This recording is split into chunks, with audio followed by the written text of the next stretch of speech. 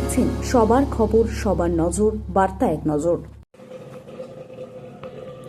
হুগলি জেলার বৈদ্যবাটিতে দীর্ঘাঙ্গি মোড়ে দিল্লি রোডের উপর মাছ বোঝাই চলন্ত লরিতে আগুন। ঘটনাস্থলে দমকলে দুটি ইঞ্জিন। ঘটনাস্থলে আসে পুলিশ। আপাতত আগুন গাড়িটা যখন ওদিক দিয়ে আসছিল ওর ট্যাঙ্কিতে আগুন লাগানো ছিল। এবার ড্রাইভার ভয়ে এখানে গাড়িটা দাঁড় করে বেরিয়ে গেছে, ওর জীবন বাঁচার দরকার। এবার ধমধম করে আগুন লাগাচ্ছে, আমি ওই সিলভারের বালতি নিয়ে জল মারছিলাম, ঠিক আছে।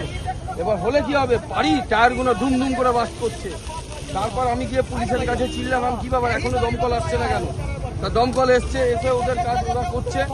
কত করা যাবে, আমরা বালতি দিয়ে তো পারি না, যতটুকু ওই দোকানটাও খুলে গেছে।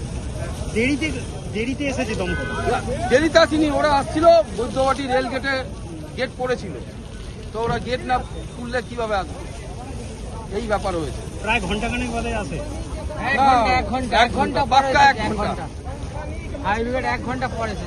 আর প্রথম আগুন লাগাটা দেখেছে এই ছেলেটা। বলা হয়েছে গাড়িটা দাঁড় করা। আপনার নাম কি? আমার নাম সমর দাস, তোর নম্বর কার্তিক চৌধুরী। কার্তিক চৌধুরী।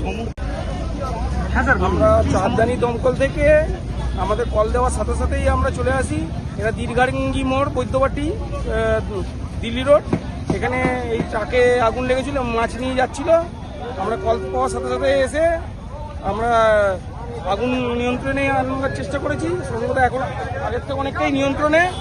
আমার আরেকটি গাড়ি আসছে, আমরা আগুনটাকে আপাতত কন্ট্রোল করে ফেলেছি। স্থানীয় মানুষ অভিযোগ করছে দেরিতে আসে। না, আমাদের দমকল যখনই খবর দিয়েছে, এই যে ড্রাইভার ছিল সে দমকলের নম্বর জানে না, সে নিজের ট্রাক বাঁচাতে ব্যস্ত ছিল। সে আমাদের কল দেওয়ার সাথে সাথেই আমরা এসেছি।